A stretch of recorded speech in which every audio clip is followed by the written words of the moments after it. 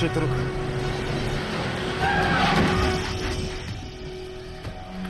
John! Papa? Bienvenue au podcast Premier Visionnement.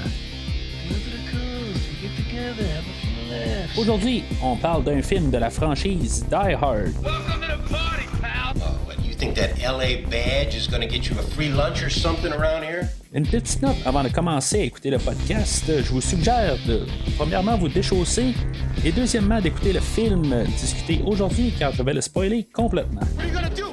Whatever I can. No one is coming to help you. Bonne écoute. Next time you have a chance to kill someone, don't hesitate.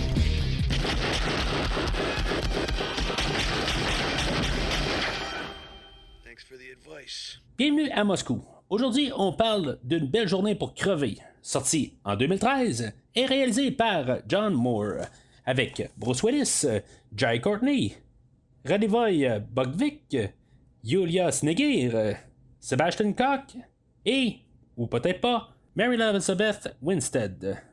Je suis Mathieu et je vais vous chanter une chanson. I want to be a part of it. Québec, Québec. En tout cas, vous m'avez entendu foirer une chanson de Frank Sinatra. Et juste pour ce remerciement de m'avoir écouté, vous avez le podcast gratuit aujourd'hui. Alors, bienvenue dans la rétrospective de tous les films de Die Hard. On est rendu au dernier film dans la rétrospective.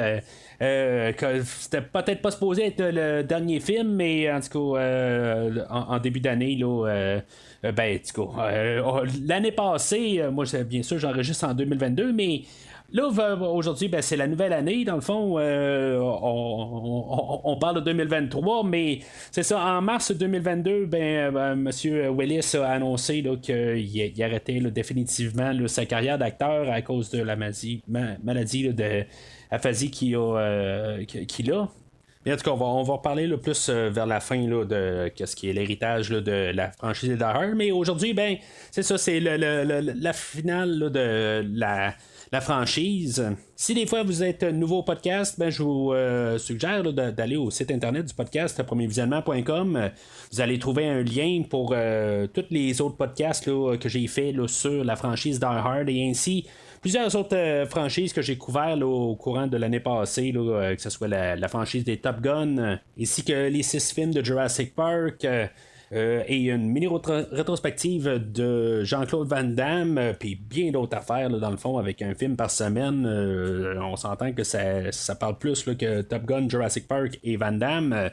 Je vous invite à aller au site internet du podcast parce que dans le fond, si vous utilisez une application là, de téléchargement comme Spotify, en tout cas je dis souvent Spotify là, mais il y en a plusieurs autres là. Il y a iTunes, il y en a vraiment là, des milliers là, de logiciels. Vous allez tomber sur le feed du podcast qui a maintenant en ce jour 400 épisodes avec l'épisode d'aujourd'hui. Alors, fouiller au travers de 400 épisodes, ça peut être un petit peu plus compliqué là, pour essayer de trouver un film en particulier. Puis des fois, quelque chose qui pourrait vous intéresser, vous allez passer par-dessus. Fait que, en allant sur le site internet, là, c'est pour vous faciliter la tâche.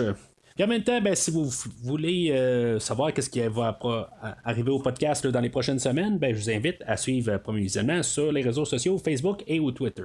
Alors, depuis le dernier film, Vilive Brou Crève de 2007, M. Willis a une carrière qui n'a pas vraiment redémarré. Oui, ça a fait un succès là, pour le quatrième Die Hard, comme j'ai parlé la semaine passée. On a eu comme le film techniquement le plus rentable, là, mais sans l'inflation. Mais il va avoir fait des films là, comme Surrogates, que je pense que c'était quand même pas si pire là, qu'un film que j'ai vu en DVD. Il a joué dans les 2 films d'Expendables, les 2 premiers. Red, qui est un film que je n'ai jamais terminé dans le fond. Parce qu'en bout de ligne, je trouvais ça vraiment emmerdant. Là. Honnêtement, là, j'ai comme jamais le courage de terminer le film.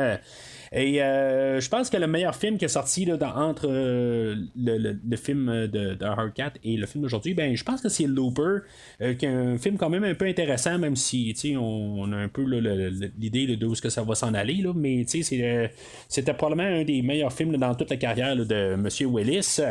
Je sais pas s'il avait vraiment besoin là, de revenir en John McClane, mais en tout cas, il a décidé là, de finalement là, rembarquer dans le rôle. Ça faisait quand même une couple d'années là, que c'était décidé là, qu'il allait revenir pour un 5e film. On va avoir embauché le réalisateur John Moore qui venait de nous donner là, le film Max Payne avec Mark Wahlberg. Ça c'était dans 2008 là, dans le fond, mais le temps qu'on crée le film là, il était à peu près 2010. Puis tu sais, en tout cas j'ai vu quand même pas mal une bonne partie là, des films là, de Monsieur Moore. Max Payne, je me rappelle plus bien, je l'ai vu en DVD là, à l'époque. C'était correct en tant que tel. Je crois que c'est une adaptation de jeu vidéo. Il a fait le Flight of the Phoenix avec Dennis Quaid, que en bout de ligne là, je suis pas trop certain si j'ai vu ou j'ai pas vu. The Omen, le remake là, de 2006, j'en ai parlé, mais pas sur le podcast ici, là, le podcast là, avec Christophe Lassens là, sur Fantastica. C'est ça. Fait que, tu sais, c'est ce réalisateur-là qu'on a pris pour le film aujourd'hui. C'est pas vraiment là, des films de haut calibre, là, mais tu sais, je pense que comme on parlait au dernier film, là, parce qu'on est allé chercher le réalisateur là, des 2 premiers Underworld. J'attaque pas Underworld en bout de ligne parce que je les ai jamais vus, mais en tant que tel, il y a quand même une réputation là, qui ment de cette franchise-là en tant que tel, là, que en tant que tel, là, ça vole pas haut, c'est correct en tant que tel. Là. En tout cas, moi, c'est ce que j'entends. Peut-être que vous pouvez me parler là, que vous voulez que je la couvre en tant que tel, là, qu'il y a quelque chose un peu intéressant. Comme j'ai dit la semaine passée, là, j'ai le coffret quelque part, j'ai un certain intérêt là, pour les écouter aussi. Là. C'est pas que j'ai pas d'intérêt. Mais ce que je veux dire en bout de ligne, c'est que on va pas chercher, c'est comme qu'on avait au début des John McTiernan, où on avait des réalisateurs là, de talent. Je suis pas en train d'enlever le talent à M. Moore ou à M. Wiseman là, de la semaine passée, mais en tant que tel, ben c'est ce que c'est en bout de ligne, c'est que on a M. McTiernan que avant de faire le film original de 88, nous avait apporté quand même Predator, qui est quand même un film là, avec une très bonne mise en scène, tout ça. Fait que, tu sais, de nous apporter là, avec juste comme un peu la saveur du moment. Puis on va avoir aussi l'écrivain du film, là, que lui, dans le fond, là, va avoir écrit le film là, le 4e film des X-Men, là, le film Wolverine, là, les origines. Mais à sa défense aussi, il avait écrit là, le film de Swordfish en 2001, que je pense que c'est un film qui est quand même assez bien reçu là, avec John Travolta puis Halle Berry là, en tout cas. Fait que tu sais, je trouve que ça fait quand même un peu là, on prend la saveur du moment, puis en même temps, ben tu sais, on n'essaie pas là, d'aller chercher là, plus des noms, on essaie d'aller chercher là, quelque chose là, de beau, bon, pas cher, puis dans le fond, on va coller là, Die Hard dessus. Puis on va essayer là, de s'arranger pour que ça fasse de l'argent, dans le fond, juste par le nom de la franchise. Aujourd'hui, contrairement à les 4 derniers films, ben c'est une histoire originale qui a été écrite pour Die Hard. C'est vraiment, c'est pas un script recyclé, c'est pas un autre livre qu'on a transformé en Die Hard. C'est vraiment quelque chose qui est tout frais pour être un film de Die Hard propre.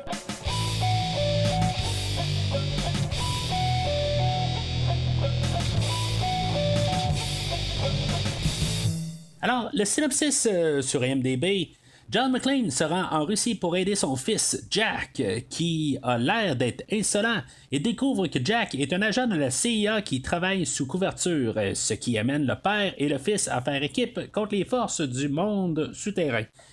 Fait que le film, dans le fond, là, c'est pas mal un passage de bâton, peut-être, parce que dans le fond, on amène le garçon qui va peut-être devenir la tête de la franchise. En tout cas, moi, c'est mon impression. Je lis un petit peu là-dessus, puis c'est un peu ça, mais je pense qu'on veut pas trop se prononcer. C'était pas trop long après que le film est sorti, puis que dans le fond, on voulait quand même continuer avec Bruce Willis. Monsieur Willis, qui devait s'arriver là, avec quelque chose comme 56-57 ans. Fait que, tu sais, évidemment, là, il se rajeunissait pas. Alors, il fallait tranquillement commencer à penser à avoir une suite ou, comme dans le fond, si on voulait continuer la franchise, ben, qu'on puisse le continuer là, d'une telle manière. Fait que, peut-être un peu là, de commencer à apporter là, un personnage là, qui pourrait continuer la franchise éventuellement. C'est ça aussi qu'on va voir notre personnage rendu à un certain âge aussi. Il n'y a pas juste Bruce Willis qui vieillit. Là, le personnage ne reste pas jeune. C'est pas un James Bond dans le fond là, qui semble intemporel.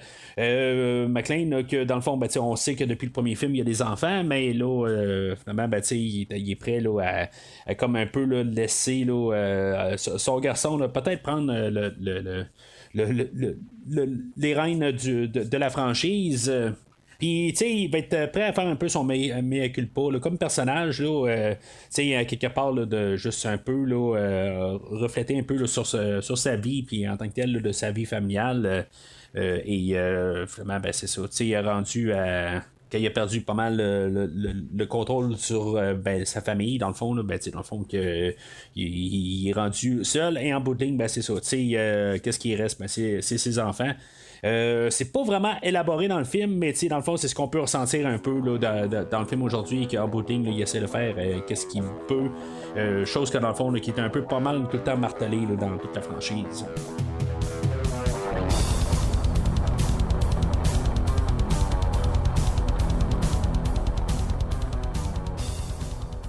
Fait que le film d'aujourd'hui, ben moi c'est ma deuxième fois que j'écoute le film. En tant que tel, je pense que la première fois que j'ai écouté le film, je suis en erreur sur la semaine passée où ce que je pensais que j'avais vu la version prolongée du film. En tout cas, dans le fond, je vais en parler là, pendant le podcast. J'ai pas écouté la version cinéma là, pour le film aujourd'hui. J'ai un petit contretemps là, dans le temps des fêtes, que dans le fond, là, que j'ai pas le temps de m'asseoir à pouvoir écouter la version de cinéma. Dans le fond, là, juste pour pouvoir comparer. J'ai écouté la version prolongée 2 fois, là, comme d'habitude, mais c'est ça. J'aurais aimé ça. J'ai lu un petit peu là, sur Internet, dans le fond, les différences quand même, là, pour au moins savoir de quoi je parle. Puis dans le fond, ben, c'est ça. La différence majeure, c'est que comme la semaine passée, je parlais que Mary Elizabeth Winstead allait revenir. Dans ma tête, je l'avais vu à l'écran, mais en tout cas, puis dans ma tête, j'ai écouté la version prolongée du film que je vais discuter aujourd'hui. C'est pas le cas en tant que tel. Dans la version prolongée, ben, dans le fond, on a coupé le personnage. Moi, je comprends des fois pas le terme quand on utilise édition prolongée, mais dans le fond, on coupe des choses, puis on rajoute des choses.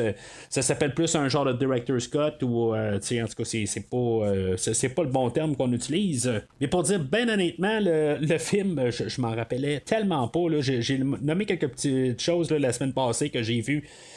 Puis, dans le fond, c'est pas mal tout en tant que tel. Là, le film aujourd'hui, là, c'est comme si je l'écoutais pour la première fois. Et par le fait même, ben c'est ça. Peut-être que juste par savoir là, en tant que tel, là, en la gardant là, pour la carrière là, de Mary Elizabeth Winstead, quand j'ai couvert là, le film là, de The Thing il y a quelques mois de ça, peut-être que j'ai vu qu'elle jouait dans le film aujourd'hui, puis dans ma tête, là, ben, je me suis comme construit là, qu'elle jouait dans le film aujourd'hui.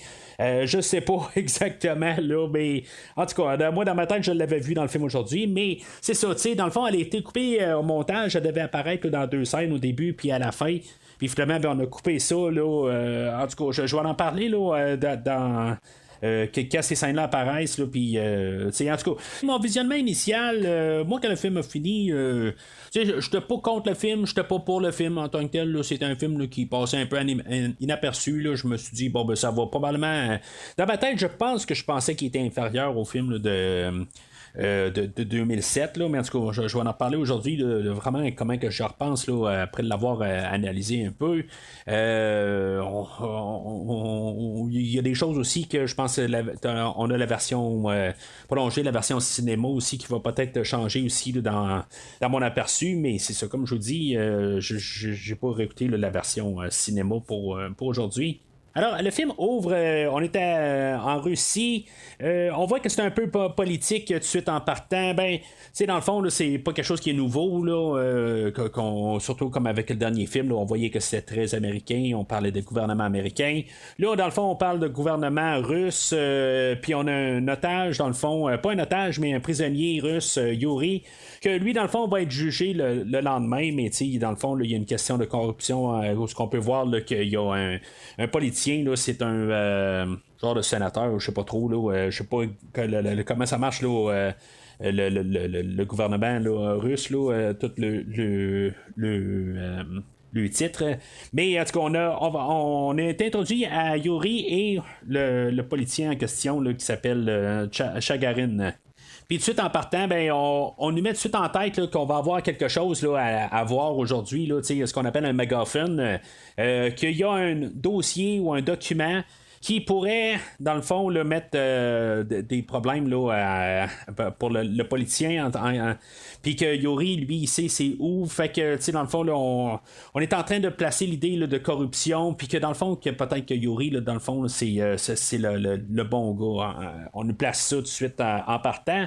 Ça sera pas trop long parce qu'on va nous introduire à Jack McClane, qui est le garçon à John McClane. Je vais probablement dire pendant le podcast, c'est sûr que des fois je parle vite puis je parle trop rapide. Je vais probablement dire Jack et McClane étant Bruce Willis dans le fond.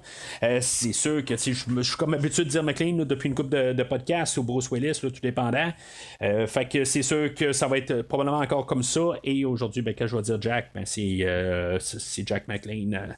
Là, d'après ce que je peux comprendre, c'est dans la version cinéma, Jack va blesser. Il va rentrer dans un bar puis il va blesser un personnage, puis dans la version prolongée, il va tuer le personnage. Ça, je me pose des questions tout de suite en bout de ligne. Son plan, si on regarde ça un peu sur pas mal son plan d'infiltration, qu'on va découvrir plus tard qu'il travaille pour la CIA, qu'en bout de ligne, il va assassiner quelqu'un pour se faire juger puis être placé à côté de Yuri et finalement pouvoir s'évader avec Yuri. Il va vraiment assassiner quelqu'un de sang-froid. Monsieur Willis, qui dans le fond qui a son droit de dire oui ou non au scénario, il laisse ça passer de même. Monsieur Willis, au dernier film, là, je pense même d'avoir fait mention qu'il était tout content que le réalisateur avait gardé une petite scène où il y a dans le fond à la toute fin, là, il y a quelqu'un qui déboule les marches, puis dans le fond on entend au walkie-talkie que McClane il a peut-être descendu quelqu'un que dans le fond là, il était plus armé là, en bout de ligne, là, il était plus en état là, de pouvoir se défendre et qu'il aurait peut-être descendu de sang-froid et finalement on voit que même le terroriste est encore en vie, dans le fond là, c'était juste pour donner un coup là, envers là, le méchant de la semaine passée. Puis là, dans le scénario, on est supposé d'embarquer avec un personnage qui, en bout de ligne, lui, il est en mission pour aller trouver un document que finalement, on va savoir qu'il n'existe pas. Pour pouvoir avoir on va découvrir que ça a rapport avec Tchernobyl tout ça, mais Tchernobyl c'est fini, puis en tout cas est-ce que ça vaut vraiment la peine d'assassiner quelqu'un? Ça peut pas être n'importe qui, ça peut être un assassin, ça peut être n'importe qui là, le personnage là, de Anton qu'on tue en partant. Je trouve que c'est assez curieux de partir de même. Ce que je peux comprendre, par contre, c'est que le film n'est pas censuré comme qu'il était là, la semaine passée. C'est sûr que là, c'est comme la version prolongée, c'est la version unrated, c'est la version un petit peu plus extrême. Ce que je peux comprendre de l'autre version, c'est que on a coupé le langage, puis dans le fond c'est beaucoup plus censuré, puis justement Jack va lui tirer dans l'épaule, mais je comprends pas exactement là, l'idée de lui tirer carrément dans la tête là, pour se ramasser là, à se ramasser dans la même audience là, que Yuri. En bout de ligne, juste à faire semblant qu'il va l'assassiner et que finalement, qu'il doit se ramasser là, à la même audience. En tout cas, moi, c'est comme ça, je préfère. Là. C'est ça qui arrive dans le fond, là, dans la version cinéma, je pense que c'était vraiment la seule manière à arriver. Puis en même temps, de savoir que Jack, il tue de sang-froid de même. Ça a bien beau être un gars que, dans le fond, plus tard, on va voir là, qu'ils vont fouiller dans des coffres de voitures. et que ils vont trouver des armes, ils vont même trouver des cadavres là, dans un des coffres.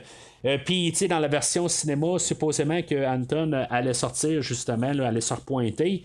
Fait que ça veut dire peut-être que lui, justement, là, c'est un assassin en tant que tel, mais en tout cas, c'est de voir notre héros en tant que tel, là, de tuer le sang-froid de même, là, je trouve ça assez spécial. Fait que, en tout cas, lui, il va être jugé. Et que finalement, le fait qu'il va être jugé, cette nouvelle-là va traverser aux États-Unis assez rapidement. En dedans de 24 heures, McClane va réussir à prendre un avion et se rendre à Moscou. Et pour se rendre là, carrément au tribunal, parce que c'est ça, c'est ce qu'on nous a dit au début, c'est que c'était le lendemain. Fait que techniquement, c'est le lendemain. Puis tu sais, on semble être tard le soir. Et si l'audience est le lendemain, ça veut dire qu'il y a à peu près 12 heures pour s'y rendre. Et si je ouvre ma Bible ultime qui dit tout ce qui est vrai et n'a absolument aucune erreur, ce qu'on appelle Google, et on marque New York, vol d'avion vers Moscou, ça prend 9h21 pour se rendre. Ça veut dire qu'en 9h21, Jack est arrêté. Jack, il est interrogé. Jack, il a le temps de se rendre à la cour. C'est en dedans de 12 heures que tout ça est fait. Et que du côté à McClane, il a le temps de savoir que son garçon a été jugé, pris pour meurtre. Il va être condamné, dans le fond, le jour après. Dans le fond, il y a 12 heures pour faire ça. Moi, c'est comme ça que je vois ça en bout de ligne, puis c'est comme à peu près là, impossible. Là. C'est tiré par les cheveux un peu, mais on sait que M. McClane n'a pas de cheveux. Alors peut-être que ça l'excuse un peu là, cet hiver-là. Mais c'est ça, cette affaire-là, en tant que telle, là, tout ce voyage-là, c'est ça qui va arriver aussi. Là. Ça va être pas mal là, tout le temps, qu'est-ce qu'il va dire. Là. Ça va peut-être remplacer là, le mal de tête qu'il y avait là, dans Marche ou Crève. Là, il y a le décalage horaire, il est en vacances. C'est un peu ça la gimmick là, du film d'aujourd'hui. On devait avoir la scène, là, on l'a là, dans la version cinéma, que Lucy McClane apparaît pour. Dans le fond, c'est elle qui va l'apporter à l'aéroport, puis elle va lui donner un livre touristique là, ou de traduction, en tout cas, pour McClane, dans le fond, là, qu'on va voir le livre là, une fois qu'il va être dans le taxi, une fois qu'il va arriver, là, mais en tout cas, on avait une scène là, pour l'introduire, et puis dans le fond, introduire là, l'idée familiale là, des McClane. D'après ce que je peux comprendre, on n'introduit pas Holly dans le film, dans le fond, on connaît pas qu'est-ce qui s'est passé par la suite, mais ce qui me fait un peu curieux là-dedans, c'est que, tu sais, je veux dire, j'ai lu là, un peu partout quand même, là, juste pour vraiment m'interroger de savoir qu'est-ce qui s'est passé avec Matt Farrell dans le dernier film. On n'en mentionne pas, dans le fond, on sait pas qu'est-ce qui s'est passé avec, si, mettons, finalement, c'est rendu le gendre à McClane, ça on ne sait pas. Sauf que plus tard dans le film, ce qui me gratte un peu, c'est que, tu sais, à chaque podcast, là, j'arrête pas de parler tout le temps la relation entre John McClane et Holly Gennaro. Et aujourd'hui, ce qui va arriver, c'est que une bonne fois, il va arriver puis il va dire à Jack McClane, une fois qu'il va savoir là, que c'est un agent secret, il va dire ta mère va être contente. Ce qui est plate là-dedans, c'est que il dit-tu ça juste comme par hasard, ou est-ce qu'il a continué à finalement là, fréquenter Holly depuis 2007? Ça laisse des portes ouvertes, ça laisse des questions, puis en tout cas, moi en tant que tel, là, dans ma fiction, là, je me dis, ils ont recommencé là, à se fréquenter là, suite à 2007. Peut-être avant aussi, c'est juste que peut-être que le mariage ne me faisait pas, mais en tant que tel, ils ont juste commencé à se revoir là, entre-temps, puis dans le fond, peu importe ce qu'ils ont dit dans le 2007. C'est chaque histoire, dans le fond, est vraiment des histoires isolées là, dans tout ça. Il y a le troisième qui est relié au premier film, mais en tant que tel, chaque histoire est quand même isolée. Puis en même temps, je suis même pas sûr que quand on a écrit le film d'aujourd'hui, c'était pas de Mary Elizabeth Winstead, je suis pas sûr qu'on aurait vraiment là, un lien à nous rapporter là, à vie libre ou crève. Je pense qu'en tant que tel, là, c'est le seul lien qu'il y a. Puis le fait qu'elle n'est pas là, ben, il n'y a plus de lien là, quand on écoute la version. Je vais peut-être appeler ça la version définitive parce que c'est la version qu'on a faite suite au cinéma. C'est sûr que, tu sais, comme dans le commentaire audio que j'ai écouté dessus, il est enregistré avant la sortie du film en salle. Fait que, tu sais, ce montage-là a été fait quand même avant la sortie en salle. Puis, tu sais, il n'y avait pas, dans le fond, toutes les répercussions qu'ils ont eues. Puis en tant que tel, là, c'est ce que c'est en tant que tel. Là, ils ont sorti cette version-là par la suite, mais dans le fond, au moins, il n'y avait pas l'implication là, de savoir si maintenant le film a été bien reçu ou pas. Mais en tant que tel, là, quand ils ont fait leur montage cinéma, c'est la version que je parle aujourd'hui, la version prolongée, qui est comme la version à préférer. Par rapport que c'est la version qu'ils ont travaillé par la suite après avoir fait leur version cinéma. Fait que McClane arrive à Moscou, il va prendre un taxi, puis, tu sais, en tout cas, je trouve ça un petit peu drôle dans le commentaire. Ils en font pas mention, mais moi, en tout cas, quand j'ai vu le film, puis le chauffeur de taxi commence à chanter du Frank Sinatra, je me suis dit, ben, tu sais, c'est un beau clin d'œil. Je me dis, ben, peu importe qu'est-ce qu'on peut dire du film, ils savent de où ce qu'ils viennent en bout de ligne. Tu sais, dans le fond, le film de détective que j'ai parlé, là, quand j'ai parlé du premier film de Piège de cristal, ben, tu sais, dans le fond, qui avait été incarné, là, la version livre, la version du film du premier livre qui, dans le fond, du coup, écoutez le podcast sur Piège de cristal, vous allez comprendre un peu ce que je veux dire. Mais dans le fond, on revient à Frank Sinatra, puis je trouvais que c'était un beau clin d'œil, dans le fond, la manière qu'on l'a fait. Juste d'en parler, dans le fond, là, il aurait pu parler de n'importe quoi, mais ils ont choisi Frank Sinatra, puis je pense pas que c'est vraiment un hasard de même. Là, je pense qu'on l'a su, on savait qu'est-ce qu'on faisait. Mais dans le commentaire, ben, ils ont dit, ils ont juste embarqué une chanson de Frank Sinatra de même. Là, en tout cas, c'est. En tout cas, je trouve que c'est vraiment un hasard si c'est vraiment comme ça, là, mais je pense qu'ils voulaient peut-être pas trop forcer la note là, dans ce côté-là. Ils veulent parler de tellement d'affaires là, dans le commentaire audio. Ce qui est un petit peu nono, c'est que dans le fond, il est dans le taxi. Le chauffeur de taxi va dire à McClane que dans le fond, ils sont dans le trafic, puis dans le fond, c'est un endroit qui sont le Garden Ring. Je sais pas si c'est un vrai endroit, là, mais en tout cas, à cet endroit-là, ben, il y a toujours du trafic. Tu sais, dans le fond, c'est intemporel. Il y a toujours du trafic. Moi, je peux dire là, qu'à Québec, il y a toujours du trafic. Moi, je sais ça, j'habite dans Port-Neuf, mais. T'sais, à Québec, il y a toujours du trafic quand j'y vais. Mais quand j'y vais, là, il est rendu passé 10 heures le soir. Il n'y en a pas de trafic. Ou si je vais très tôt le matin ou quand je suis pas dans les heures de pointe, il n'y en a pas. Mais là, on nous établit qu'au Garden Ring, il y a toujours 24 heures sur 24, 7 jours sur 7. Il y a toujours du trafic. T'sais, dans le fond, on nous dit ça subtilement, mais éventuellement, ben, c'est un affaire là, pour nous dans le fond, pour qu'on comprenne là, que Irina, excusez, la fille à Yori, ben, dans le fond, là, elle a quelque chose de louche sur elle, là, parce qu'elle a passé par le Garden Ring, puis dans le fond, là, le Garden Ring est toujours, 24 heures sur 24, 7 jours sur 7, en gros trafic. Fait que, tu sais, dans le fond, c'est pour ça, puis en bout de ligne, ben, c'est ça, tu sais, le chauffeur de taxi va arriver, puis il va dire, ben, à cause que il l'a laissé chanter, McClane l'a laissé chanter du Frank Sinatra, ben, c'est gratuit, puis dans le fond, il a juste à tourner 2 coins de rue et il va être rendu à sa destination. Tu sais, le gars du taxi, là, c'est vraiment un bon gars. Il attend peut-être, je sais pas moi, une demi-heure, 1 heure à l'aéroport parce que il y a plein de taxis qui sont là. Fait que quand c'est rendu son tour, ben, il prend quelqu'un, puis juste à cause qu'il il a laissé chanter dans l'auto, il offre, dans le fond, là, son passage gratuit. En tout cas, c'est un film, c'est tout ce qu'il faut dire. Mais tiens, je vais essayer ça, je pense, la prochaine fois que je vais prendre un taxi. Je vais dire, je te laisse chanter, tu sais, puis je vais attendre, là, juste pour que, dans le fond, là, qu'il m'offre l'arrêt gratuite. Jostan Vilus au Bernaya, palais de justice de Draganskaya. Vous parlez russe? Comment j'étais? Ben, vous avez demandé gros paquet de poils en chemin vers palais de justice Taganskaya. Mais ça fait rien. D'accord. Je vois l'idée. Encore heureux.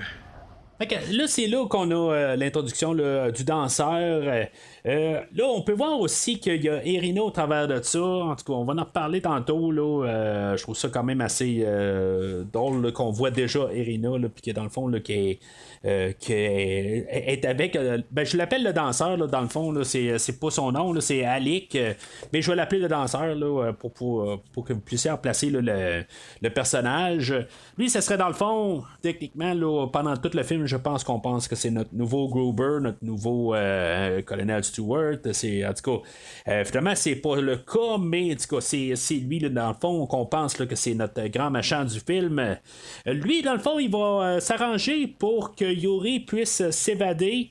Dans le fond, ils veulent le prendre ou le kidnapper pour pouvoir l'amener à Tchernobyl pour pouvoir récupérer les documents qui pouvaient inculper Gagarin qui avait un rapport avec l'incident de Tchernobyl. Mais d'après ce que je peux comprendre, l'autre côté, ben, la CIA. Yuri n'est pas au courant de tout ça, même s'ils se disent plus tard qu'ils se connaissent, mais dans le fond, ils se connaissent là, de quelques heures.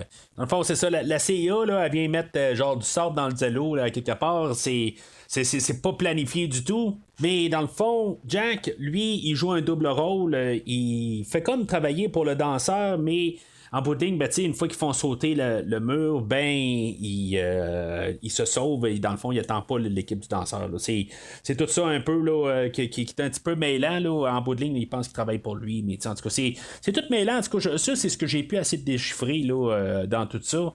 Fait que là, ça enclenche peut-être là, la plus longue poursuite de voitures dans toute la franchise. Ça part à 18 minutes et ça finit à 32 minutes du film. En tout cas, c'est vraiment long. Ça, je sais que ça a été rallongé là, dans la version prolongée, mais c'est un petit peu long, là, on s'entend.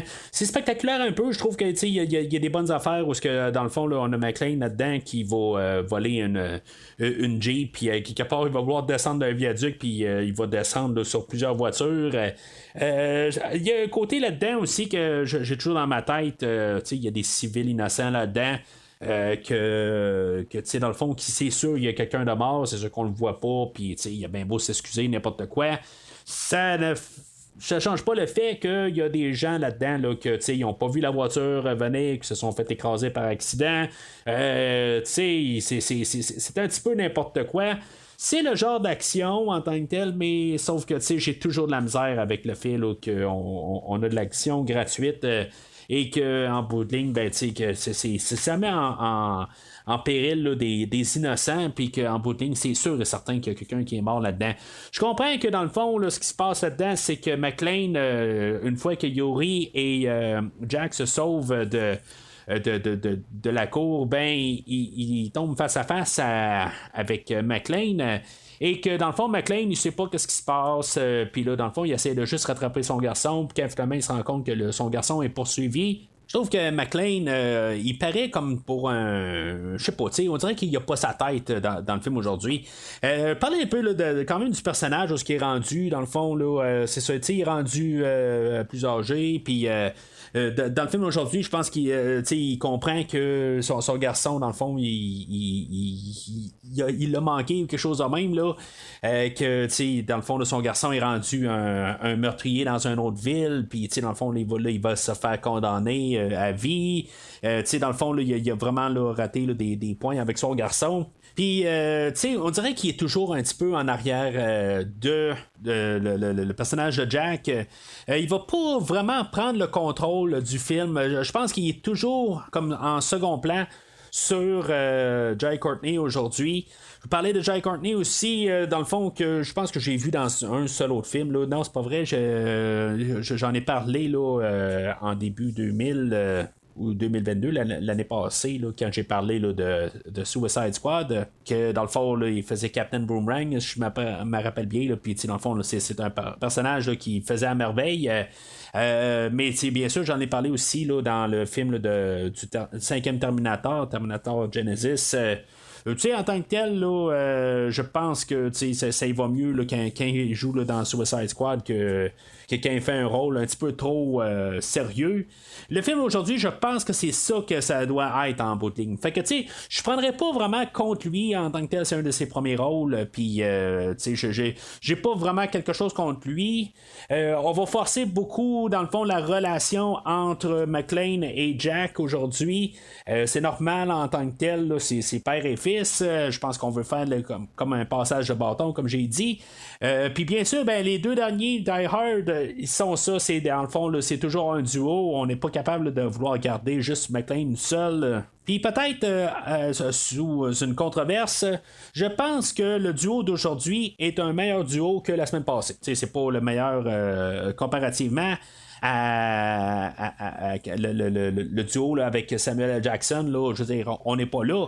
Mais avec, je pense, là, avec Justin Long de la semaine passée, je pense que le duo est mieux en tant que tel. Je trouve que c'est peut-être le fait que c'est son garçon, puis ils vont y aller un petit peu plus. Un petit peu cliché en tant que tel. Ben, c'est sûr que c'est une relation cliché par le fait que c'est juste que dans le fond, il va falloir qu'ils renouent là, leur amitié là, pour la fin de du film. Puis on sait que c'est ça que ça va faire là, qu'en bout de ligne, là, ils vont se respecter là, en tant que parents et fils. Mais de quand même voir ce côté-là de John McClane qu'on n'a jamais vu, ben c'est ça, je trouve quand même un peu le fun. Ah, j'en viens pas. Comment ça ton passe-temps, Jack? L'espionnage? Ton travail. T'es un espion. Non, t'es un chien. Le 007 de Plainfield, New Jersey. Impressionnant. McClane, vous la fermez. Détendez-vous, hot job. Je suis en vacances. Ça va rassurer ta mère. On croyait que tu te droguais ou un truc comme ça, ou que tu faisais du trafic. Mais c'est plutôt moi qui le pensais. Alors là, ils vont se rendre au les quartiers là, de la CIA. Tu sais, il y a le chef de la CIA, c'est dans le fond, là, que on peut regarder un peu là, d'un œil suspicieux. Tu sais, il y a de l'air être quelque chose qui n'est pas. Je m'attends tout le temps là, à ce que finalement, on s'attende à ce qu'il dans le fond, là, il est en complot avec le danseur, puis qu'en bout de ligne, il va se retourner de bord, puis qu'il va essayer là, de tirer là, notre duo McClane. Finalement, ben, lui va se faire tuer éventuellement, là, mais en tout cas, c'est là qu'on a un petit peu, là, juste un peu là, la révélation que depuis le début, là, on est rendu là, à un peu plus que 30 minutes là, du film, et que Jack, lui, c'est pas un assassin en bout de ligne, que, il travaille pour la CIA, mais en tout cas, un assassin, ça reste quand même ambigu là, avec ce que j'ai dit tantôt, mais en tout cas, c'est un agent de la CIA. On va établir que Yuri, il va appeler sa fille, que dans le fond, qu'elle est coincée là-dedans. On ne verra pas c'est qui, dans le fond, on va juste entendre de nouveau au téléphone. On l'a vu un peu plus tôt, mais c'est ça, là, on ne sait pas c'est qui, là. On ne sait pas que c'est elle. Puis là, ben, éventuellement, ben, le chef de la CIA va se faire descendre, et dans le fond, on va être encore victime de notre fusillade. Je dis victime en tant que tel. J'ai rien contre l'action là, en général là, dans le film. Là, la poursuite automobile était peut-être un petit peu trop longue. Je suis pas mal sûr que la version cinéma doit être pas mal plus adéquate.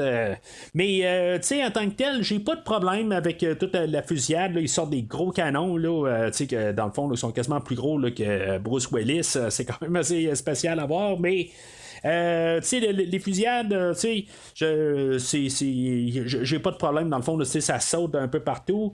Alors ça nous envoie que notre duo là, sont simplement juste avec Yuri. Ils ont perdu tout le contact. C'est un petit peu comme dans n'importe quel Die Hard où on a nos personnages qui sont comme laissés un peu à eux tout seuls. Surtout les deux premiers rendus là, peut-être même plus le premier film là, où on avait McClane tout seul. Ben là, on a nos deux McClane qui sont coincés dans la situation avec pas de porte de sortie. Ce qui est quand même assez drôle, puis je trouve que c'est le fun qui nous le mettent en plein visage. Éventuellement, ben, il manque d'options un peu. Jack arrive et il dit, ben, dans le fond, là, j'ai plus d'options. Puis McClane arrive, puis il dit, ben là, c'est beau, regarde, on va rentrer à la maison. Dans le fond, on va rentrer là, avec la tête entre les deux jambes, puis en bout de ligne, on peut le faire, tout ça. Il n'y a plus de raison de continuer. Puis, c'est une option pareille. Dans le fond, ils continuent parce que c'est leur mission, mais en bout de ligne, ils pourraient toujours abandonner n'importe quand. Je trouve que c'était quand même une bonne petite touche comme idée à quelque part, là, que c'est les personnages qui décident là, par orgueil, peut-être. De compléter cette mission-là, là, de savoir là, qu'est-ce qu'il y a là, sur. D'essayer de récupérer là, le document en question. Là, c'est dans le coin où on a un petit peu plus là, de profondissement de personnages. Il y a un bout où on a les deux McClane. Je trouvais ça drôle un petit peu qu'on a Jack qui va prendre le cellulaire à John et que dans le fond, il va y briser son cellulaire. Dans le fond, on avait un peu la même scène là, dans le dernier film où on avait John qui avait un cellulaire puis que Justin Long il disait que son cellulaire peut être retracé puis McClane dans le fond il détruisait son cellulaire puis Justice Long il dit ben non tu n'as pas besoin de le briser là, mais en tout cas fait que là c'est un peu l'inverse aussi là, là il arrive puis Jack va briser son cellulaire puis McClane va dire ben là c'est parce que là t'as brisé mon cellulaire avec son forfait puis tout ça, mais en tout cas en même temps je pense qu'il se fout de son garçon un peu là, il se fout de sa gueule là, en tant que tel là, qu'en bout de ligne il s'attendait pas à se faire péter son cellulaire. Puis on a une autre scène aussi où on a McClane qui va parler avec Yuri, puis que Yuri va parler là, de sa fille, du lien avec sa fille. Puis, tu sais, dans le fond, là, ça va bien marcher avec la scène plus tard, où ce que dans le fond, on va voir que Irina, sa fille, va trahir son père. Finalement, ben, elle l'aura pas trahi, mais. Tu sais, quelque part, on va voir apporter le fait que, tu sais, il est proche de sa fille, puis elle, finalement, ben, tu sais, elle trahit. Fait que, tu sais, c'est sûr que d'un côté, on pourrait arriver puis dire, ben, tu sais, dans le fond, tout est faux là-dedans. Mais l'autre côté, c'est justement qu'est-ce que lui ressent. Je pense que, tu sais, je l'aime quand même, le personnage de Yuri. C'est le méchant du film, mais il y a quelque chose de différent qu'on n'a pas vu là, dans un Die Hard. Sauf que le seul problème que je vois avec ça, c'est que on n'a pas vraiment on a le danseur, comme que je dis, là, que lui, c'est comme la tête des méchants là, qu'on se dit pour tout le film, mais en même temps, il n'y a pas la présence d'une tête d'organisation. C'est un peu ça aussi qu'on peut avoir comme problème là, avec le film. Puis, quand on sait que c'est Yuri à la toute fin, ben ok, c'est beau, ça peut peut-être marcher, mais dans le fond, Yuri, c'est pas la tête de toute l'organisation. En bout de ligne, c'est juste lui et sa fille. Fait que finalement, ben, ils vont trouver là, Irina, là, la fille à Yuri. Puis, ce qui est nono, c'est qu'à quelque part, on sait qu'on est déjà là, on l'a vu au début qu'en bout de ligne, là, elle était avec le danseur. Puis là, ben, en bout de ligne, on attend qu'il se passe quelque chose. On sait qu'il se passe quelque chose. On nous le martèle, même, Bruce, McClane, il va arriver, puis il va la voir qu'elle est en train de gigoter. Puis, dans le fond, elle a un peu, là, elle est sous un stress. Et que, en bout de ligne, là, on sait qu'il va se passer quelque chose. C'est juste que, quand on voit nos personnages,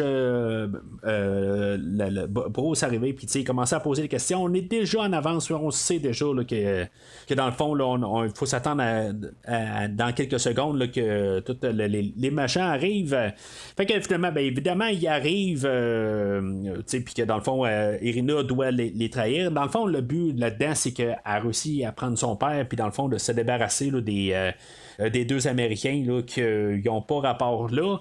Je sais pas qu'est-ce que je pense de ça. Là, on a mis le film en Russie. Puis là, on a tout le temps le danseur qui est là, tout le temps en train de faire des commentaires là, sur pourquoi j'aime pas les Américains, juste parce qu'ils sont quasiment américains. Là. Pourquoi mettre, dans le fond, là, l'histoire en Russie? Pourquoi pas le garder aux États-Unis? C'est sûr que là, dans le fond, on va parler de Tchernobyl à la toute fin. OK, mais en bout de ligne, là, j'ai comme pas l'impression que c'était important de vraiment mettre ça, une conspiration pour un politicien, là, on peut mettre n'importe quoi. Là, on a collé Tchernobyl après, mais on aurait pu avoir un sénateur américain que n'importe quoi. Là. Fait qu'en tout cas, je trouve que il n'y a pas de but nécessairement à mettre ça en Russie. Comme que dans le dernier film, il n'y avait pas de but de mettre ça un 4 juillet. C'est, je sais pas, c'est peut-être ça un peu là, qu'on a un peu oublié là, dans tout ça. Peut-être que c'est les effets d'avoir peut-être une équipe là, que juste c'est la saveur du moment, mais en tant que tel, là, sont garochés sur n'importe quel projet, puis c'est ça que ça donne. Fait qu'éventuellement, Irina et Yuri s'en vont de là. Le danseur, dans le fond, il fait comme se présenter, là, comme là, on est comme supposé vraiment penser que c'est lui, là, le grand machin, là, avec en train de manger sa carotte. Mais en même temps, il a de l'air un petit peu là, d'un rigolo rendu là. Fait qu'il fait dur à prendre un peu au sérieux. Mais c'est ça. En tout cas, éventuellement, ça vire tout encore en fusillade. Puis, tu sais, dans le fond, c'est un beau clin d'œil au film original où ce que ça va être finalement là, les McLean qui vont faire vont tirer sur toutes les vitres pour attaquer là, tous les méchants ou les terroristes là, qui sont dans la salle. C'était clair là, comme tout, à quelque part, là, qu'on faisait ça là, vraiment en hommage au premier film. Puis j'ai quand même trouvé ça le fun. Puis là, ils vont se sauver de là, puis ils vont comme tomber là, dans un tunnel, là, dans le fond, où quand ils font des constructions, là, il y a comme ils envoient des poubelles là, par cette chute-là, puis dans le fond, ils vont se sauver par là, pendant que, dans le fond, ils sont tous en train de se faire mitrailler. Là. En tout cas, je trouve que la scène est spectaculaire et bien montée. Là. En tout cas, je veux dire, j'ai absolument rien à dire là, dans toutes les séquences, là, dans toutes les fusillades qu'on a. Mais ce qui va me frapper le plus, là, c'est qu'on est rendu quasiment déjà à la fin. Là, tu sais, dans le fond, c'est pas mal là. On a nos deux McLean là, qui vont un peu comme renouer à partir de là. Tu sais, dans le fond, ils vont se parler. Il y a un morceau de fer qui est rentré là, dans Jack. Puis là, tu sais, dans le fond, John, il va y retirer. Tu sais, dans le fond, c'est pour montrer que Jack, c'est un vrai dur à cuire. Puis, tu sais, dans le fond, il n'y a pas de problème. Il peut s'enlever de ça. C'est sûr que c'est ça. Il était un petit peu démotivé. Puis, on avait besoin là, de John là, pour le soutenir. Puis, dans le fond, là, pour dire là, qu'on va faire ça père et fils ensemble. Mais c'est ça, tu sais, dans le fond, c'est ça un peu le but, on dirait, du film, c'est d'apporter John McClane, de soutenir Jack dans tout le film. C'est comme ça que je vois ça. En tout cas, c'est vraiment bizarre là, de comme rebaisser un peu la tête d'affiche de la franchise au second plan. Puis, tu sais, si on le voit pas un peu dans le côté script, ben, tu sais, je dirais que même dans le côté, là, le fait que Jack va commencer à parler de Tchernobyl, c'est quoi les documents? Tu sais, ils vont partir en voiture, là, les voitures volées, comme j'ai parlé un peu plus tôt. Puis c'est ça, dans le fond, ça va être Jack qui va conduire et ça va être John qui va être le copilote. Tu sais, c'est un peu ça que je sens comme qui est tout le film. C'est vraiment Jack qui est le pilote pour le film. Merde. Ah, on a bien rigolé. Ouais. C'est quoi le plan B? Aucune idée. Je sais plus quoi faire. J'ai échoué. Il n'y a plus de mission. Bon, alors, on n'a plus rien à faire là. C'est fini, ouais. Point final. On peut donc rentrer au pays. On trouvera une pharmacie dans la banlieue de Moscou où on achètera une boîte de pansements et du mercurochrome. Et je vais te ramener à la maison quand j'aurai désinfecté tes bobos. Je t'offrirai un beau joujou. Je te ferai chauffer du lait avec plein de guimauve et du bon chocolat. T'enfileras tes pantoufles de 007 et Ça va. Quoi? J'ai saisi. Que veux-tu qu'on fasse contre eux? Y'a quoi dans ce fichier? Des preuves contre Chagarine. Des preuves sur quoi? Tchernobyl. Fait qu'on va se ramasser à Tchernobyl, puis là, c'est là que, tu sais, dans le fond, il y a encore de la radioactivité sur place, puis là, tu sais, dans le fond, on le met l'emphase là-dessus que, tu sais, il y a plein de radioactivité, ils doivent avoir le soute. Nos héros rentrent là, pas de soute. Tu sais, dans le commentaire audio, ils disent que c'est, dans le fond, c'est juste à des endroits là, spécifiques, là, des fois, quand c'est moins aéré, que c'est plus dangereux pour la radioactivité. En tout cas, moi, j'appelle ça de la bullshit, tout carrément, là. Moi, je dis c'est juste pour une question caméra. Là, on veut pas avoir là, des astronautes pour toute la fin du film. Je pense qu'on devait avoir qu'on voit notre monde en bout de ligne, qu'il n'y ait pas des combinaisons. Alors, ça m'amène à la question encore une fois, pourquoi avoir mis ça en Russie? Tu sais, si, mettons, là, on voulait, dans le fond, le mettre à un endroit qui est très radioactif, puis qu'en bout de ligne, ben, on pourra pas utiliser ça vraiment. Là. Ça n'a aucun lien avec le scénario en bout de ligne, puis il n'y a rien qui est utilisé sur ça. C'est un peu ça, là. Ça n'a aucun rapport rendu là. Puis, c'est tout dans le fond, là, toute la maquette, là, ou tout l'endroit qu'ils ont construit pour la fin, tout ça. J'ai pas de problème avec ça. Je trouve que c'est bien fait encore pour toute la grosse séquence d'action. La révélation de Yuri, ben, je la voyais pas vraiment venir, honnêtement. Là, je m'attendais pas à ça. Je trouve que c'est comme un peu une belle passe là, où on voit le danseur qui est en train de poser des questions, puis que tout d'un coup, il y a un revolver qui se pointe sur le bord de sa tête. Et il n'y a pas d'hésitation, c'est vraiment, il se fait sauter la cervelle. Et ça, j'ai vraiment aimé cette passe-là. Là, ce qu'on peut comprendre, c'est que dans le fond, ils ont gardé de l'uranium enrichi là, dans le fond, pour faire des bombes nucléaires, puis en tout cas, semer le chaos mondial ou quelque chose de même. Puis c'est ça en bout de ligne, c'est ça le gros plan machiavélique là, de Yuri et de sa fille. Là, dans tout ça, on va faire assassiner là, Chagarin. Tu sais, dans le fond, toute l'équipe qui était aux danseurs, finalement, ils étaient dans l'équipe à Chagarin, mais là, dans le bout de ligne, ils sont devenus l'équipe à Yuri. C'est pas tout à fait clair. Tu sais, dans le fond, là, c'est comme en bout de ligne là, que Chagarin là, se fasse étrangler là, par son masseur ou sa masseuse. J'en ai un peu rien à foutre, les deux, c'est des enfoirés en bout de ligne. Puis, on lui met ça un peu drastique, comme le gros drame, tout ça, mais en bout de ligne, là, c'est un assassin aussi. Fait qu'éventuellement, là, nos deux McLean arrivent sur place, puis ils découvrent que Yuri il est tout seul, il est plus prisonnier. Puis là, Yuri il commence à refaire la comédie là, en se faisant comme là tout d'un coup, je suis content de vous voir, tout ça. Puis finalement, il essaie de se diriger tranquillement là, vers un revolver, peut-être un petit peu là, un genre de clin d'œil à Piège de cristal original, où on avait McLean qui tombait face à face. Au personnage de Gruber, puis que finalement le Gruber essayait là, de les amener ailleurs pour ramasser un revolver et descendre McLean. Là. Fait que c'est un peu la même affaire, mais finalement McLean va voir ça. Peut-être un petit peu comme un rappel, là, tout d'un coup il se dit ouais, j'ai déjà vu cette scène-là avant. Fait que il va sentir la soupe chaude quelque part, puis dans le fond il va arrêter là, Yuri là, ben avant, puis il va le questionner. Là. Puis c'est là un petit peu que, tu sais, la révélation de Yuri avec la balle dans la cervelle un peu plus tôt, je trouve que c'était une belle scène. Sauf que de l'autre côté, je me dis, on est toujours en avance sur nos personnages. Irina, on savait que, dans le fond, c'était pas une bonne fille en bout de ligne, là, qui était pas du côté là, de notre duo McLean par le fait qu'il était avec le danseur là, en tout cas qui était avec Yuri, en tout cas ça je veux pas parler de c'est ça que je disais dans le fond là. Mais c'est ça, tu sais, on est toujours en train de nous le dire à l'avance, puis après ça nos personnages arrivent, puis eux autres le découvrent. Tu sais, ça serait pas pire que des fois là on découvre en même temps que nos personnages, puis qu'on soit pas tout le temps en avance sur eux. Ça fait un peu qu'à chaque scène, on est là, ben, tu sais, quand est-ce que McLean va allumer, quand est-ce que Jack va allumer.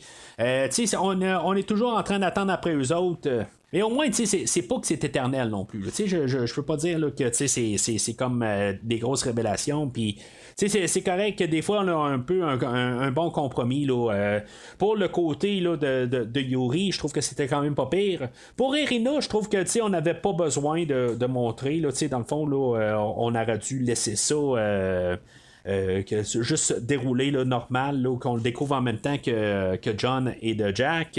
Fait que bien sûr, ben c'est un Die Hard, puis c'est ça un peu qu'on fait depuis le début du film aussi, ben tu sais, on part en fusillade, puis là, ben tu sais, dans le fond, on rajoute un hélicoptère là-dedans. McLean va réussir à embarquer là, dans l'avion, puis dans l'hélicoptère, puis il va embarquer dans un, ben tu sais, il va avoir une fusillade à bord, puis en bout de ligne, il va réussir à embarquer là, dans un 10 roues qui est à bord, et finalement, ben c'est tout pour faire chavirer un peu l'hélicoptère. Je sais pas si ça fait ça pareil en bout de ligne, tu sais, en bout de ligne, là, le poids est déjà dans l'hélicoptère. C'est sûr que, tu sais, dans le fond, c'est fait pour être peut-être entre les deux hélices, puis pas en dessous de l'hélice arrière. Là. En tout cas, je comprends pas tout à fait un peu. Là, c'est déjà là dans l'hélicoptère, là, l'avion, là, le 10 roues. C'est pas quelque chose qu'on rajoute là, en tant que tel comme poids. Mais je comprends un peu là, visuellement pourquoi ça fait ça. Mais je suis pas certain que ça déraillerait autant un hélicoptère comme ça. Là. Mais, encore une fois, je peux pas dire que j'ai un problème contre la scène en tant que telle. McClane qui embarque, puis qui lâche le yippee-ki-yay motherfucker, puis en bout de ligne, qui dit qu'est-ce qu'il ferait pas pour ses enfants. Fait que, en bout de ligne, juste pour dérégler l'hélicoptère, pendant ce temps-là, ben, on a Jack qui va avoir son combat à main nue là, avec Yuri, puis que finalement, ben, on va avoir un petit clin d'œil à Hans Gruber là, à la toute fin là, du film original que quand il va tomber là, dans le précipice, là, on va mettre ça un peu au ralenti. Et que un peu pas mal là, dans le même genre d'angle qu'on voyait là, à la toute fin du premier film. Puis finalement, ben, il va tomber dans les hélices de l'hélicoptère que sa fille a pilote. Et que finalement, ben, l'hélicoptère va être tellement déréglé qu'elle va foncer sur la bâtisse et que finalement, là, ben, nos deux McClane là, vont être vont comme tomber là, du haut de la bâtisse. Puis finalement, ben, ils vont tomber dans une piscine. Là, tu sais, à quelque part, là, les deux tombent dans la piscine. Il y a juste Jack qui sort de la piscine. Puis là, ben, tu sais, il va pas arrêter là, d'appeler, là, il va, John, t'es où, John? Puis finalement, ben, tu sais, il va dire, papa, t'es où? Fait que c'est là où que John va répondre. Là, je me dis à quelque part, c'est peut-être quelque chose que je ressentais un peu tout le long du film, puis que je me dis, ben, on a quasiment là, la confirmation là. Bruce Willis était pas dans l'eau à quelque part. Oui, il a accepté de se faire mettre un petit peu le sang sur lui, puis dans le fond là, de se faire déchirer son linge un peu, puis se faire envoyer là, un peu là, de maquillage noir là, pour montrer là, que il s'est sali. Mais en tant que tel, il était pas dans l'eau. C'est comme si il a dit je vais accepter de faire le film, mais avec le moins d'efforts possible.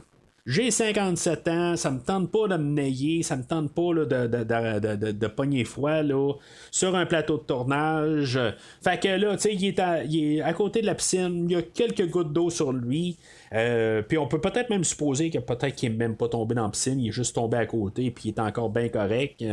Puis, dans le fond, les deux vont discuter un peu, là, puis le film va finir là pas mal. Là, dans la version cinéma, ben, les deux vont reprendre l'avion et finalement, ben, ils vont se réunir en famille. Je pense qu'on aurait dû mettre ça en bout de ligne, là, mais en bout de ligne, c'est pas nécessaire là, de revoir Lucy McClane à la toute fin. Pour la grande réunion de famille. Là, dans le générique, ben, on a une chanson des Rolling Stones, Doom and Gloom. Honnêtement, je suis pas vraiment fan de cette tune-là. Je suis pas le grand fan des Rolling Stones. Il y a des tunes que j'aime, puis il y a des tunes que je me laisse vraiment indifférente. Celle-là, ben, c'est pas mal là, dans la catégorie, il me laisse indifférent. La musique de Marco Beltrami, ben, c'est comme pas mal là, le dernier film, je l'ai pas vraiment remarqué. J'ai porté un petit peu plus attention parce que la semaine passée, je me disais que j'en ai pas, je l'avais pas remarqué, fait que naturellement, j'ai plus un peu remarqué, mais honnêtement, là, c'est juste à essayer là, de copier qu'est-ce que Michael Kamen a fait là, en 88, 90 et 95. Puis juste essayer là, de continuer là, la tendance.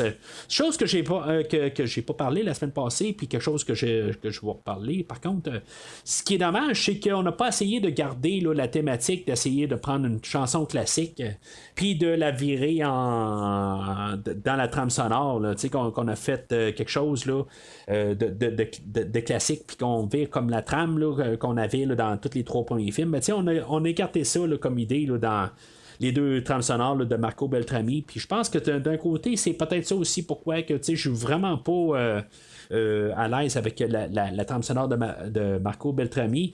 Quand je suis pas en train de dire là, que vous m'avez entendu parler là, de la trame de Michael Kamen, mais au moins ça rajoutait quelque chose, une genre de thématique, une idée quand même là, qui pouvait dire qu'on écoute Die Hard, ça va sonner Die Hard. Parce qu'en même temps, ben, ils font une thématique qu'ils gardent à chaque film, puis chaque thème est quand même spécifique à leur film.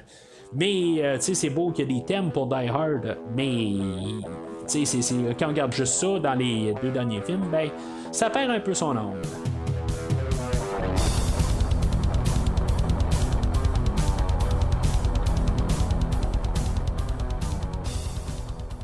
Alors, en conclusion, j'ai l'impression d'écouter un film qui est sorti directement en DVD, mais avec peut-être un plus gros budget. C'est comme ça, je peux dire ça. On va voir Bruce Willis là, que par la suite de ça, là, il va faire beaucoup de sorties directement en DVD ou Blu-ray là, ou directement sur Netflix. Là, en tout cas, vous comprenez ce que je veux dire. Puis j'ai l'impression qu'on aurait pu appeler ça Bruce Willis film 47. C'est pas mal ça mon impression. J'ai pas vraiment l'impression que c'est un Die Hard. Peut-être par rapport à les deux derniers films. Si mettons on rapporte au film original de 88, je trouve qu'on rapporte quand même des affaires qu'on avait perdues un peu dans les suites parce que la suite de Vie libre ou crève était plus comme un film de marche ou crève qu'est-ce que la franchise était devenue là, au deuxième film de John McTiernan. Comparativement au premier film, il y avait des thématiques qui suivaient, mais en tout cas, je trouve que le film d'aujourd'hui, d'un côté, il y a l'air d'un film B, mais quand même qui va peut-être plus appartenir à un Die Hard que le film de la semaine passée. C'est sûr que le film d'aujourd'hui est aucunement aussi bien écrit là, que les trois premiers films. Le film de la semaine passée, je vais dire qu'il est pas aussi bien écrit que le film de la semaine passée, là, même si j'ai vraiment pas endossé le film de la semaine passée. Il y a des problèmes avec le film aujourd'hui, là, j'en ai nommé là, quand même pas mal en bout de ligne. Il y a une technique là, de filmage là, qui était quand même populaire à l'époque. Là, dans le fond, là, qu'on voit souvent là, dans toute la franchise des Transformers, là, tout le temps filmé au ralenti. C'est quelque chose qui me gosse un peu là, dans le film aujourd'hui. Je me demande quand même, là, Jay Courtney, que en bout de ligne, je pense pas qu'il y a le charisme pour être la tête d'affiche sur un film là, de Die Hard, dans le fond, là, pour tasser Bruce Willis. C'est un peu un problème là-dedans. Sauf que j'aime quand même le duo de Bruce Willis et de Jay Courtney. Je trouve qu'ils font quand même un bon duo. Mais c'est ça, c'est un peu le problème, c'est que Bruce est rendu trop vieux, puis j'ai bien l'impression là, que c'est vraiment un chèque de paye qu'il voulait avoir, mais qu'il n'a pas vraiment envie là, d'être là aujourd'hui, là, comme j'ai parlé à la dernière scène, là, quand il refuse là, d'être... c'est pas documenté qu'il a refusé là, d'être dans la piscine, mais moi quand je le vois au sec, puis je vois le jeune à côté, là, qui a vraiment sué tout le long du film, puis que lui, dans le fond, il est juste à côté, puis il se lève, puis il y a à peu près rien. Ça me dit que ça ne tentait pas là, de vraiment là, d'être de s'écœurer là, en train de filmer le film. Puis c'est sûr, c'est son personnage que j'ai pas l'impression que c'est vraiment le personnage qui a continué là, depuis le dernier film. Peut-être que si, mettons, on prend vraiment qu'on enlève le 2, 3, 4, puis on part dans une lignée temporelle séparée, peut-être que je vois un peu une possibilité, sauf que le 2, 3, 4 existe. Fait que c'est pour ça que je vois pas vraiment là, de continuité avec le personnage. Je trouve qu'il est rendu là, un petit peu trop de second plan. Puis c'est comme ok, toi, mon fils, t'as l'air d'être pas mal plus savoir qu'est-ce qu'on fait. Fait que moi je vais te suivre. Puis je veux dire, je questionnerai tes affaires tout le temps. Puis en bout de ligne, là, c'est toi qui mènes. Ce qui est très contraire à pas mal toute la franchise en bout de ligne, c'est tout le temps, généralement, là, Bruce Willis qui mène l'histoire, puis là, c'est ça, c'est pas lui qui fait ça aujourd'hui. Fait que, ça me laisse vraiment là, ambigu là, dans mon raisonnement aujourd'hui, parce qu'en tant que tel, là, les fusillades, j'ai pas de problème avec. C'est sûr que le film finit par un genre grosse poursuite au début, fusillade, fin. C'est pas mal ça, le film aujourd'hui. C'est un film quasiment que j'ai demandé là, depuis 2 semaines qu'on raccourcisse. On le fait aujourd'hui. C'est sûr qu'on a oublié un peu de profondeur. C'est ça qui est dommage avec le film d'aujourd'hui. Mais en tant que tel, je me suis pas vraiment emmerdé. C'est le côté, c'est le bon côté de la médaille, contrairement au film de la semaine passée que une fois là, que ça s'est mis à arrêter, qu'on a foutu les freins, j'ai comme perdu, puis là j'étais comme là, on va-tu finir? C'est tannant, là je suis tanné, je suis à bout. Finalement, ça prenait à peu près 40 minutes là, pour repartir, mais c'était un peu trop tard. Fait que, je vais lui donner, j'ai comme pas le choix pour finir comme sur un genre de rouge, mais pas aussi sévère que la semaine passée. Honnêtement, je me vois plus peut-être dans un futur, peut-être essayer là, de revoir le film d'aujourd'hui. Le film de la semaine passée, je suis pas vraiment sûr de ça. Honnêtement, pour dire bien franchement, la franchise, c'est les 3 premiers films, même si j'ai pas endossé pleinement le troisième film. Je comprends que c'est un film là, qui est très bien fait, puis c'est probablement le mieux fait de toute la franchise. Il est pas pour moi, mais je peux reconnaître qu'il est mieux, que c'est le mieux fait là, de toute la franchise. Fait que, tu sais, en tant que tel, là, je vais vous suggérer les 3 premiers films pas mal tout le temps. C'est juste que, tu sais, dans les 3, ben, tu sais, je vais me tenir aux 2 premiers. Alors, à la suite du film, Bruce Willis a pensé de vouloir faire quand même motivé quelque part pour faire un 6e film. Je sais pas comment, en tout cas, on voyait qu'est-ce qu'on a parlé aujourd'hui, là, mais en tout cas, supposément peut-être qu'il s'est reparlé à lui-même puis s'est dit qu'il n'était pas satisfait du travail qu'il a fait aujourd'hui, que finalement il était motivé à quand même avoir un 6e film, puis pour finalement là, vraiment clore officiellement la franchise. Il y a des traitements qui ont été écrits pour le film. Dans le fond aussi, il y a une bande dessinée qui est sortie, là, quelque chose comme Die Hard Year One, quelque chose de même là, qui est sorti à l'époque. Puis, dans le fond, on avait commencé à écrire un script là, un peu basé là, avec des éléments de ça. Puis, on devait même avoir le réalisateur là, de la semaine passée, là, Len Wiseman, qui revienne à la barre. Pas sûr honnêtement que ça me tente que j'aurais aimé ça le revoir là, mais en tout cas peut-être mieux que ça que rien. En tout cas ça reste à débattre en bout de ligne. Au courant des années tout ça a été tombé à l'eau. Disney ont acheté la Fox, puis dans le fond ils ont pas mal tout cancellé ça. Bruce Willis il est tombé malade, fait que puis il a donné dans le fond il a pris sa retraite là, en mars dernier là, pour côté là, carrière d'acteur. Supposément qu'on travaillerait peut-être sur un reboot côté là, série pas animée là, mais une série limitée là, ou carrément une série totale là, sur Hulu là, éventuellement. Honnêtement, je suis pas sûr que c'est quelque chose là, qui m'intéresserait. À quelque part, là, on regarde ça. C'est comme tout est. C'est un film d'action, hein, quelque part. Mettre ça au petit écran. Chaque semaine, ou qu'on pourrait peut-être avoir une histoire, comme dans le genre là, du 3e film, pour une série là, de 8 épisodes. Peut-être que ça pourrait fonctionner, mais pas côté épisode là, anthologique là, chaque semaine. Peut-être plus une histoire là, coupée en 8. Ça pourrait peut-être marcher. Mais tu sais, je sais pas, c'est Bruce Willis à quelque part qui est la franchise à mes yeux, à moi. Commencer à mettre un autre acteur pour faire la franchise, je sais pas, tu sais, je sais que c'est la mode, tu sais, on a fait une série là, sur l'univers de Jason Bourne, tu sais, on a une sur Jack Ryan. Je pense qu'on a un autre aussi sur Jack Reacher. Tu sais, c'est Jack Reacher, c'est genre deux films là, mais adaptés là, mais tu sais, c'est en voulant dire que tu sais, oui, des fois on transfère des affaires, mais tu sais, je sais pas, tu sais, on a eu L'Arme Fatale il y a quelques années là, qui a été transféré au petit écran, puis tout ça a été un fiasco là. Honnêtement, je suis pas vraiment intéressé là, de mon point de vue. Peut-être que vous verrez quelque chose là-dedans. Mais je penserais même pas arriver à avoir l'intérêt pour écouter le premier épisode, là, savoir qu'est-ce que ça a de l'air. Ça pourrait peut-être être bien bon, mais honnêtement, là, je pense que la franchise elle a vécu à cause de Bruce Willis. Puis si mettons, lui ne peut pas faire partie du projet.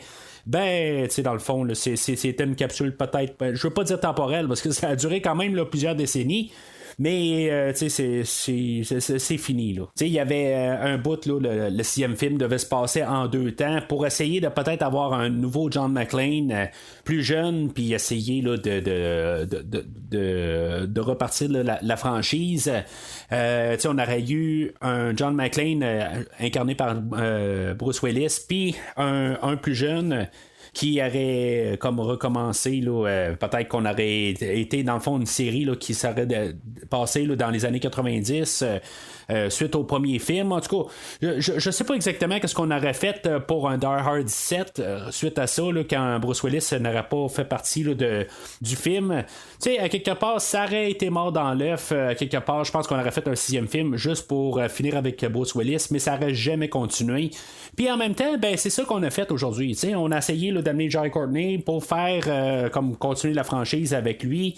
Tu sais, au pire, si mettons on va faire un Die Hard 6, ramener Jai Courtney pour continuer la franchise là-dessus. Je pense que même si je sais que c'est pas favorable du point de vue là, de l'œil public là, de ramener Jai Courtney en Jack McClane, mais en tout cas, je pense que ça serait la meilleure manière là, de continuer si on voudrait là, pour faire un Die Hard 6. On pourrait faire un peu on pourrait continuer un peu cet univers-là de cette manière-là. Je pense vraiment pas qu'on pourrait faire ça pareil là, en étant vraiment honnête, mais moi en tout cas c'est la seule manière que je pourrais voir ça continuer pour être cohérent avec tout cet univers là puis la conserver. Puis même on pourrait ramener là, Mary Elizabeth Winstead pour le premier film. Dans le fond voir qu'est-ce que ça va donner. Ça serait comme un peu être cohérent puis ça pourrait marcher, je pense. Il faudrait avoir un bon script cette fois-là, puis pas juste essayer de juste se dire qu'on va avoir des gros fusils et des explosions, puis que ça. Juste avec ça, ça va fonctionner. Je pense qu'il faudrait quelque chose. On pourrait techniquement essayer de faire un genre de soft reboot, refaire Piège de cristal, puis foutre Jack McClane là-dedans, puis que sa sœur soit là, quelque chose de même pour ramener le plus d'éléments possible, puis qu'il soit coincé là, dans une tour quelque part, puis essayer de le refaire, puis justement qu'on fasse un peu, là, peut-être des genres de flashbacks, ou en tout cas qu'on essaie de le lier quand même avec le premier film, avec Bruce Willis, puis je pense que ça serait peut-être la manière la plus intelligente, je pense, d'aller de la suite, en étant avec l'air qu'on fait aujourd'hui, là, tout le temps un peu le soft reboot, remake en même temps, tout ça, ça fêterait, puis dans le fond tout resterait là, quand même là. Puis je pense qu'on pourrait continuer à partir de là si c'est un succès à faire un prochain Die Hard par la suite. Là, sur Facebook, vous avez voté là, pour le film d'aujourd'hui. Vous avez été pas mal 50-50 de chaque bord dans les extrêmes. Je m'attendais au pire des jaunes puis des rouges, mais c'est moitié vert puis moitié rouge. Ce qui m'étonne beaucoup. Honnêtement, j'étais sûr qu'en tant que tel, là, ça allait être pas mal assez définitif au pire jaune, comme j'ai dit. Mais, du coup, fait que ça a l'air que je fais partie là, je vais faire pencher le pendule là, du côté rouge. Mais en tout cas, je peux quand même comprendre là, le côté vert à une certaine limite, là, mais c'est ça. En tout cas, peut-être que pour vous, un Die Hard 6 de qu'est-ce que je viens de parler, là, peut-être que ça pourrait vous intéresser. Puis même je suis dans le rouge, comme j'ai dit, c'est quelque chose là, que je verrais de l'avant. Puis je serais là, je veux dire, je m'arrangerais pour le voir au cinéma, je crois bien. Là, je trouve qu'à quelque part, on a essayé de faire quelque chose. Puis chercher un peu un côté là, pour ramener ça là, d'un côté intelligent. Alors, c'est pas mal tout pour aujourd'hui. Dans les prochaines semaines, on va terminer, dans le fond, là, les gens qui ont fait des dons au podcast. On va parler là, de Apocalypse.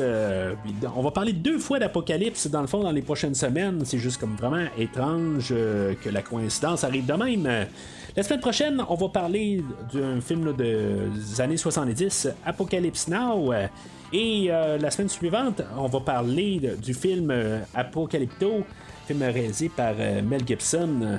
Bien sûr, je dois remercier Michael Lavoie et Olivier Simard là, d'avoir fait un don au podcast et de m'avoir dirigé là, pour les podcasts là, qu'on va couvrir là, dans les prochaines semaines.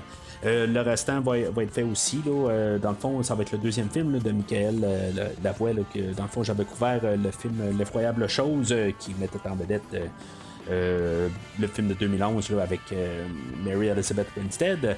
Et ça va être le premier film là, de Olivier Simard et que finalement dans le fond on va juste y aller là, en alternance jusqu'à temps que vos films soient couverts. Alors un gros merci pour votre don au podcast. Entre-temps, vous pouvez suivre Premier Visionnement sur Facebook et Twitter. Commentez sur l'épisode d'aujourd'hui. Est-ce que vous êtes d'accord avec comment que je finis avec toute la franchise? N'hésitez pas à commenter là, sur les réseaux sociaux comme je dis. Et peut-être donner même votre classement là, des 5 films. Mais sinon, d'ici le prochain épisode, yippee-ki-yay, auditeurs!